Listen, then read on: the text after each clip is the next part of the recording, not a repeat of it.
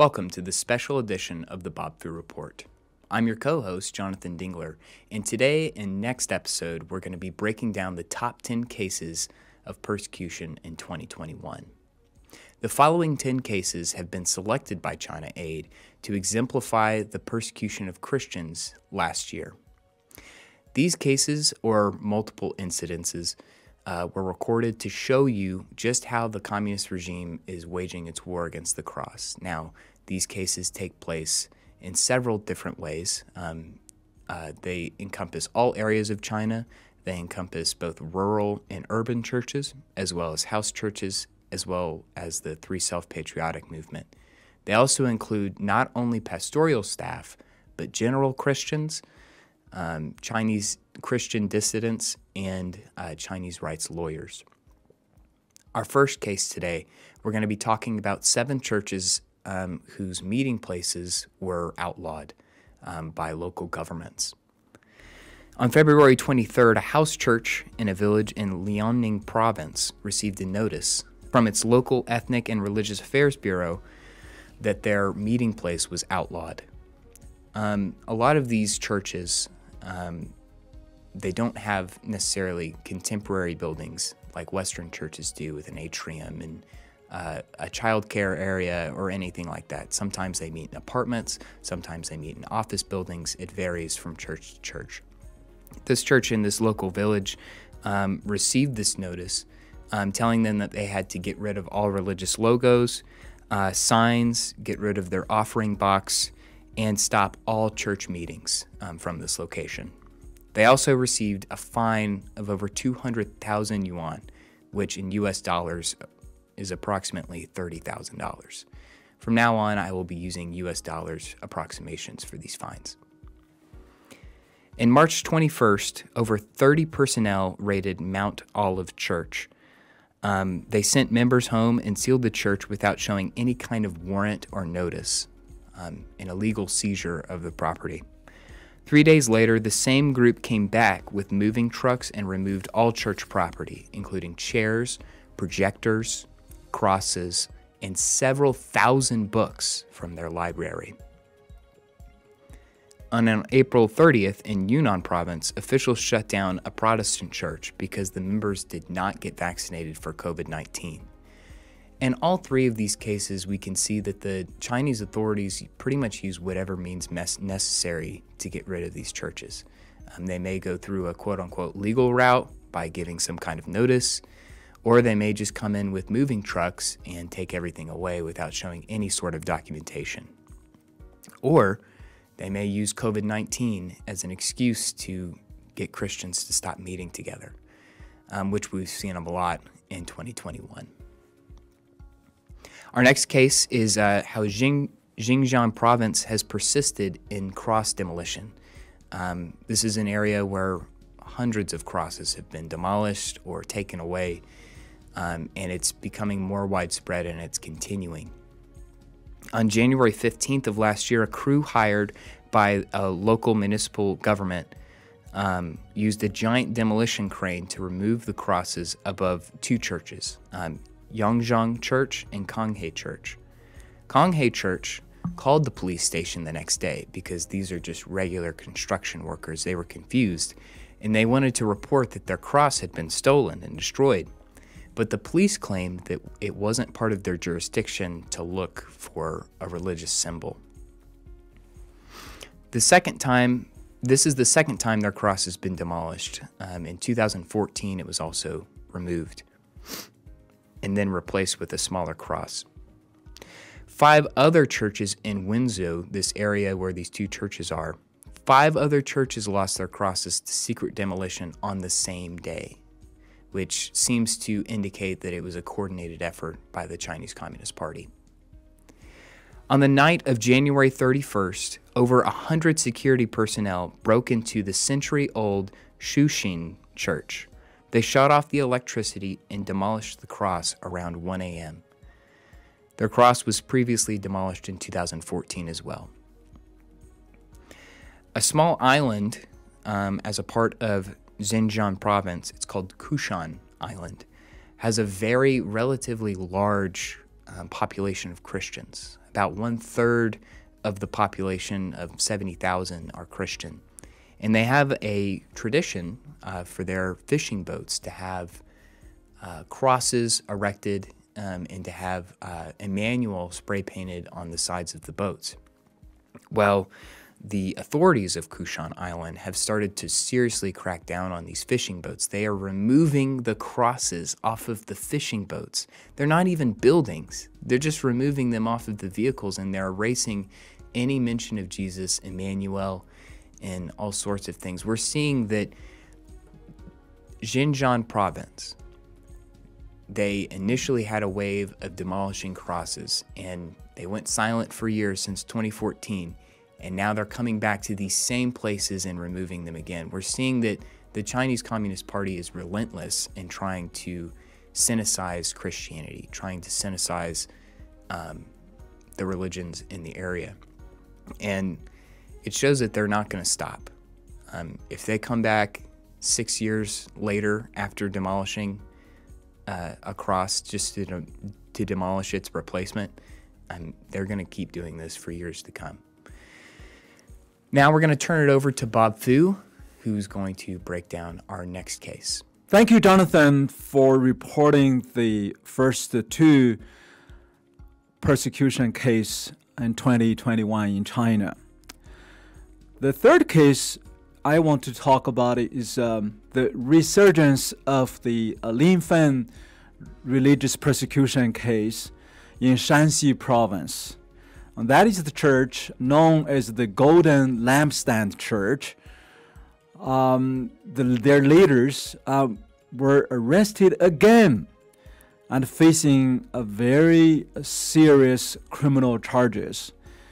In August of 2021, Golden Lampstand Church's 9 leaders were all taken into custody by this national security of the Linfen city.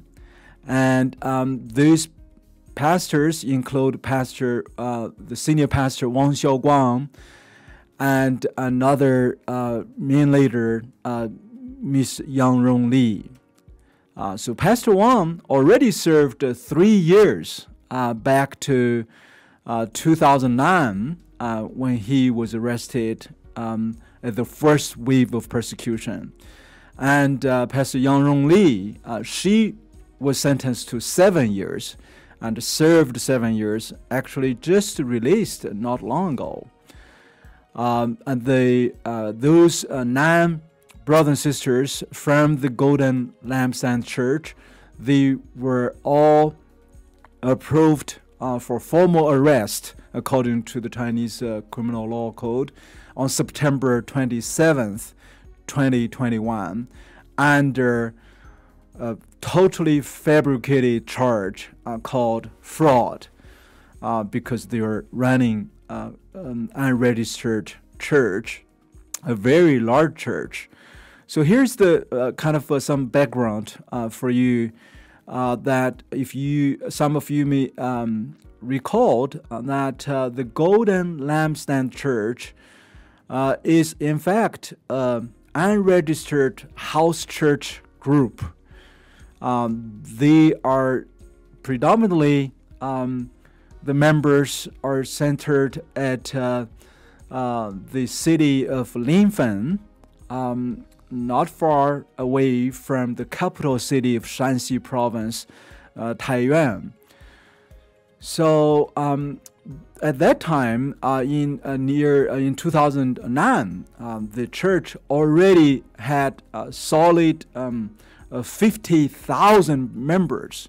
50,000 diehard believers in the church, and so it's not like a typical Chinese house church worship in their own homes. Obviously, 50,000 members is too big, and they were spread it in some different locations. But the church believers feels compelled to gather together as one church.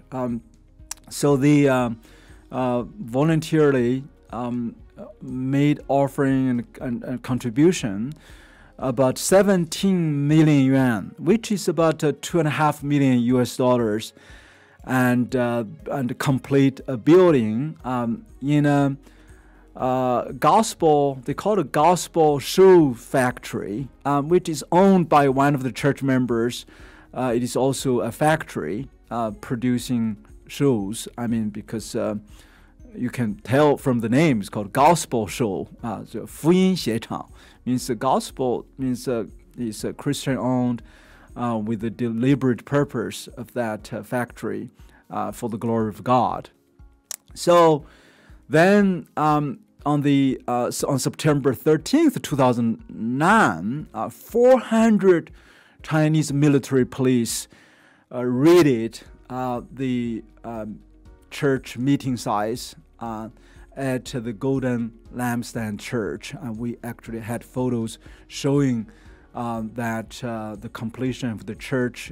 It was a beautiful church building, and in fact, the church members had digged in on the underground of the church that they can hold a big gathering, really on the basement of the church. And during this violent attack on that day, more than 100 brothers and sisters were physically injured and damaged. And government organized multiple bulldozers and excavators, basically at that time destroyed some of the smaller buildings surrounding the main sanctuary. And then from September 23rd of 2009, the government basically sent armed police with anti-riot tanks. We also had images about that, surrounded the whole church building 24 hours, 7 days a week from September 23rd. So that 2 days later, on September 25th, Pastor Yang Rongli and her 6 other church leaders were all arrested. And when they were about to travel to the provincial capital of Shanxi province, the Taiyuan city, to really petition to the government.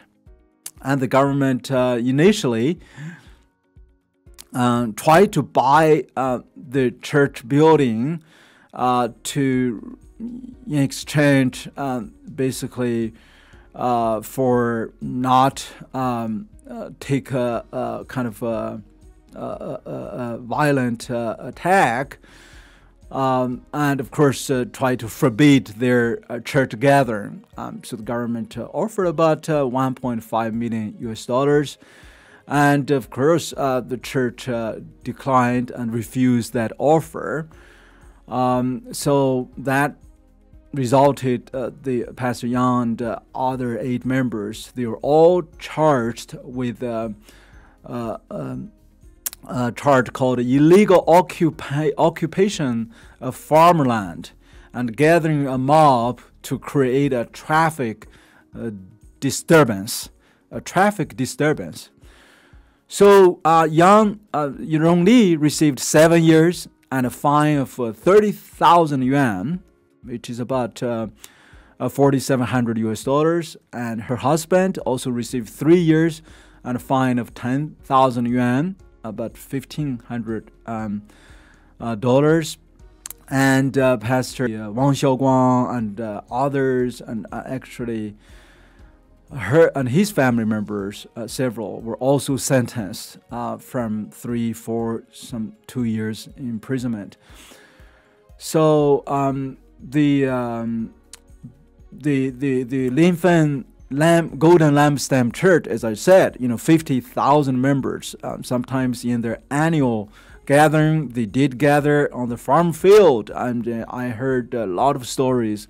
Basically, just to feed 50,000 people, on the farm field, and that is a gigantic task. But they were so brave and really, basically, that was the gospel, meaning many people were attracted to be there, non-believers, and then a lot of them had come to Christ, and even some government kind of officials were there. But after the 2009 forcefully raid, over 30 meeting sites were totally shut down. And I guess that then the church had really go underground from that time on. And but from 2009, to 2018, so 9 years, the government had to have 24/7 surveillance and surrounded by military police vehicles and police. What kind of taxpayers' money they're spending? Just try to prevent any church member from entering into their own church building.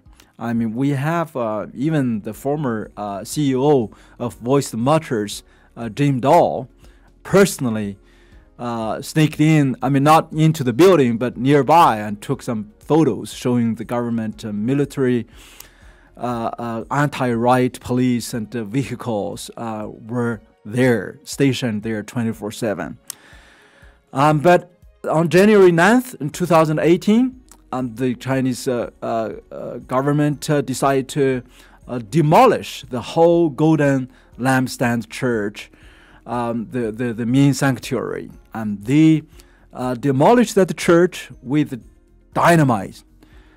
The church, basically the military police buried lots of tons of dynamite on the basement and just bomb it and just made an explosion. And so that is how the church was destroyed. And then the church building, after it was destroyed, actually during the destruction, we have some people were standing behind, eyewitnessing. So we have some extraordinary eyewitness taken live videos, photos showing how the church was exploded, basically with debris all over. It's a huge church building that was being totally destroyed. Of course, Golden Lampstand Church now are facing more serious persecution. In 2021, I think in 2022, we'll expect a major trial for these recently arrested, including Pastor Wang Xiaoguang and Pastor Yang Rongli and 7 others. So please continue to pray for them. In 2022, pray for strength. The Chinese Communist Party usually very mercilessly prosecute and double usually the sentence for those who are called committing repeated offense. So this is going to be a huge persecution case. We'll keep you informed later on as the development comes up. So thank you. May God continue to bless His church. This is certainly not the only church being destroyed in 2021, and thousands of them. But since it happened already in 2009 and then 2018, and now again. Thank you, Bob, for that report. Our next case in our top 10 cases of persecution in China are the collection of church-run schools that have been under attack last year. The first of which was the Jordan River Learning Center, which is actually a school from Mount Carmel Church in Wuhu. On May 27th, a authorities came into the church and confiscated teachers' cell phones, computers, and books. They sealed the school, blocking access to equipment and student possessions. And they also took the headmaster, Miss Wan Hoxia, and 9 other teachers. They ended up sending them to the detention center and charging them with illegal business operations. Now, all 9 of these teachers and the headmaster, they're all financially vulnerable. They work for the school, they're not able to pay their fines, and they all have children. So please keep them in your prayers as they find a way to support their families. And you can also donate to these families on ChinaAid.org under our Get Involved tab. The next school that was raided was in September of 2021. It was Maizei Christian Music High School in Harbin, which is the capital of the Heilongjiang province. This was a very famous case on the ChinaAid website. 30 officials came in, including SWAT members, and arrested teachers and students, doing similar to what they do with these other Christian schools. They seize property, books, curriculum, that sort of thing, holding parents in jail or in detention centers. But they also took the principal, Principal Xu, who he's still being charged officially. But you can look for more updates on Principal Xu on the ChinaAid website as well.